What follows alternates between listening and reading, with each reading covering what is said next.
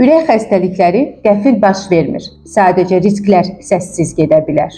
Gündüz normal görünən təzyiq, yaxşı analizlər və heç bir şikayətin olmaması yalnız təhlükəsizlik hissi yarada bilər. Bu videoda biz əsas gözdən qaçan və riskli nüanslar haqqında danışmaq istəyirik. Gecə qan təzyiqi yuxu zamanı azalmalıdır. Əgər bu baş vermirsə və yaxud gecə yuxu zamanı təzyiq yüksəlirsə, buna gecə hipertenziyası deyilir. Və gecə hipertenziyası insult, infarkt və ürək çatışmazlığı riskini ciddi şəkildə artırır. Ən təhlükəli məqam da odur ki, gecə hipertenziyasını adi ölçmələrlə aydınlaşdırmaq mümkün deyil. Bunun üçün 24 saatlıq qan təzyiqi monitorinqi tələb olunur.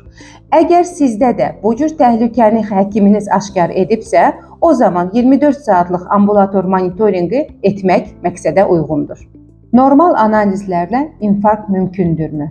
Mənim analizlərim normaldır. Ona görə infarkt olma ehtimalım 0-a bərabərdir. Bu, müasir kardiologiyada ən təhlükəli yanlış fikirlərdən biridir. Normal analizlər infarkt riskini inkar etmir.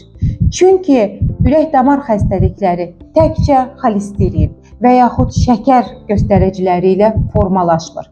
Riskə təsir edən başqa amillər də var.